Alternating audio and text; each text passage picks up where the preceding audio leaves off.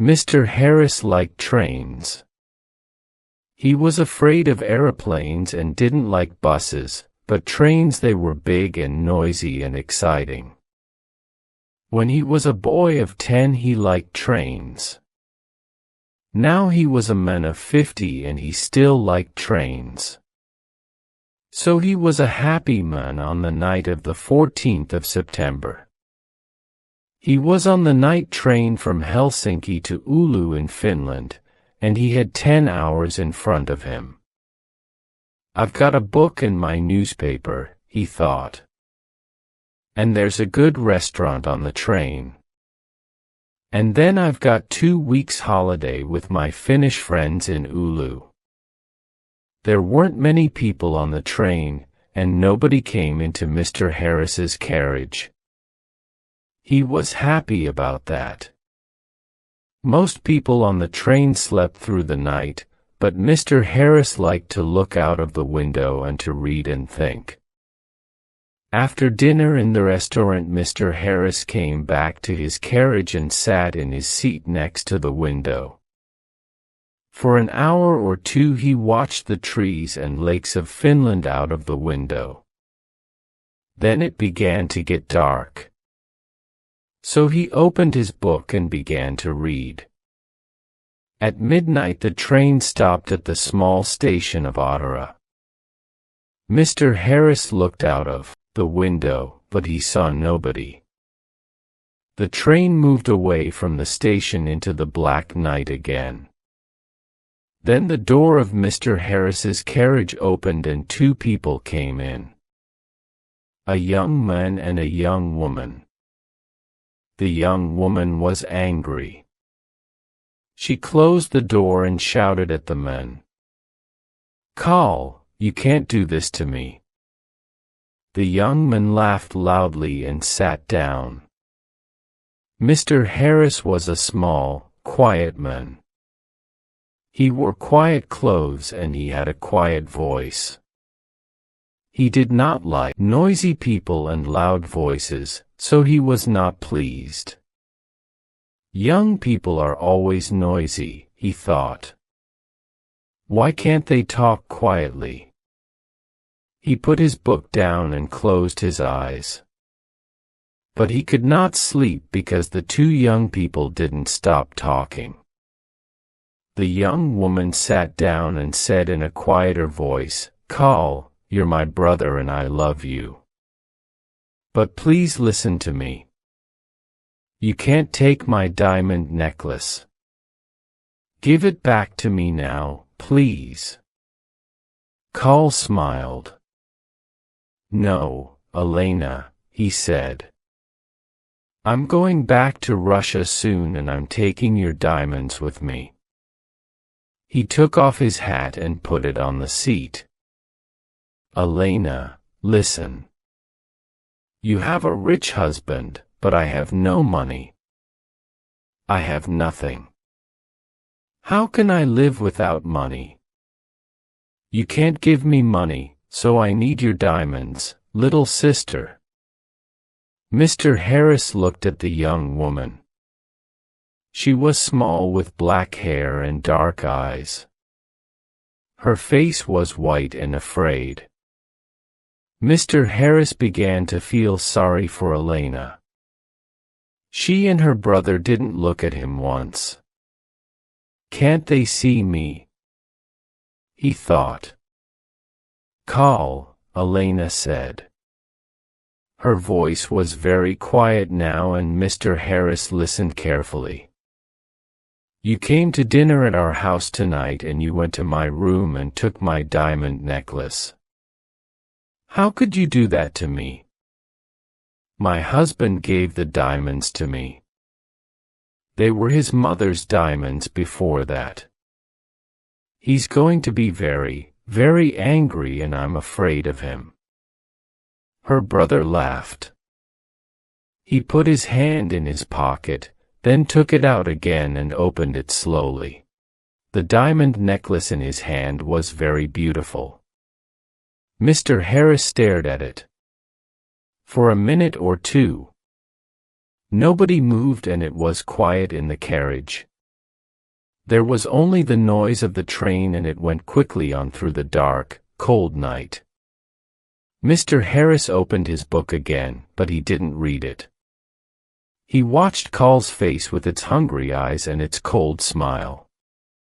"What beautiful, beautiful diamonds," Carl said. "I can get a lot of money for these." "Give them back to me, Carl," Elena whispered. "My husband's going to kill me. You're my brother. Please help me. Please." Carl laughed again, and Mr. Harris wanted to hit him. "Go home, little sister," Carl said. "I'm not going to give the diamonds back to you. Go home to your angry husband." Suddenly there was a knife in the young woman's hand, a long, bright knife. Mr. Harris watched with his mouth open. He couldn't speak or move. "Give the diamonds back to me," Elena cried, "or I'm going to kill you." Her hand on the knife was white. Carl laughed and laughed. "What a sister," he said. "What a kind, sweet sister." "No. They're my diamonds now. Put your knife away, little sister." But the knife in the white hand moved quickly, up, then down. There was a long, terrible cry, and Carl's body fell slowly onto the seat. The color of the seat began to change to red, and the diamond necklace fell from Carl's hand onto the floor. Elena's face was white. "Oh no," she whispered. "Carl, come back. Come back. I didn't want to kill you." But Carl didn't answer, and the red blood ran slowly over the floor. Elena put her head in her hands, and again in the carriage there was a long, terrible cry. Mr. Harris's face was white, too.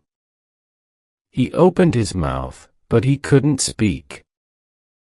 He stood up, and carefully moved to the door. The young woman was quiet now. She didn't move or look up at Mr. Harris. In the corridor, Mr. Harris ran. The guard was at the back of the train, and Mr. Harris got there in half a minute. "Quickly," Mr. Harris said, "come quickly, an accident. A young woman. Oh dear. Her brother is dead." The guard ran with Mr. Harris back to the carriage. Mr. Harris opened the door, and they went inside. There was no dead body of a young man. There was no young woman. No blood. No knife. No diamond necklace. Only Mr. Harris's bags and his hat and coat. The guard looked at Mr. Harris, and Mr. Harris looked at him. But Mr. Harris began. "But they were here. I saw them. She, the young woman, she had a knife, and she killed her brother." "A knife, you say?" the guard asked. "Yes," Mr. Harris said quickly. "A long knife. And her brother took her diamonds. So she, diamonds," the guard said. "Was the young woman's name Elena?" he asked. "Yes, it was," Mr. Harris said. "How do you know that? Do you know her?" Yes. And no. The guard said slowly. He thought for a minute. Then looked at Mr. Harris. Elena de Saronelli, he said. She had dark eyes and black hair. Very beautiful. She was half Italian, half Finnish. Her brother was a half-brother. They had the same father, but his mother was Russian, I think. Was. Had. Mr. Harris stared at the guard. But she. Elena, she's alive. And where is she? Oh no. Said the guard. Elena de Saronelli died about 80 years ago. After she killed her brother with a knife, she jumped off the train and died at once. It was near here, I think. He looked out of the window. Into the night.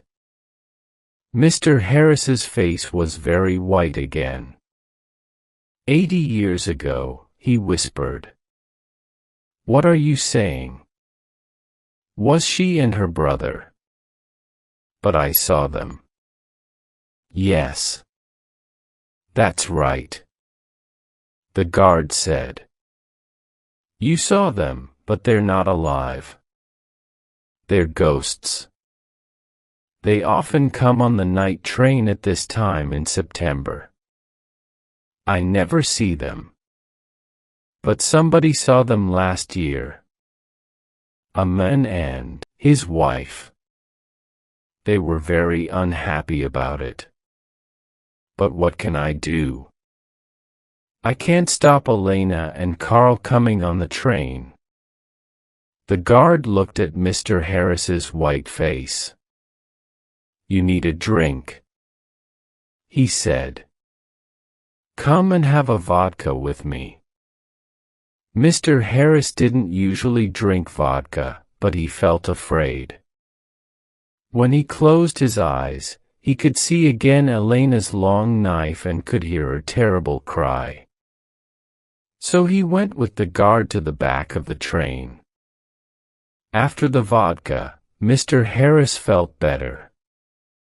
He didn't want to sleep, and the guard was happy to talk. So Mr. Harris stayed with the guard and didn't go back to his carriage. Yes, the guard said. It's a famous story. I don't remember it all. It happened a long time ago, of course. Elena's father was a famous man here in Finland. He was very rich once, but he had 3 or 4 wives and about 8 children. And he liked the good things of life, so there wasn't much money for the children.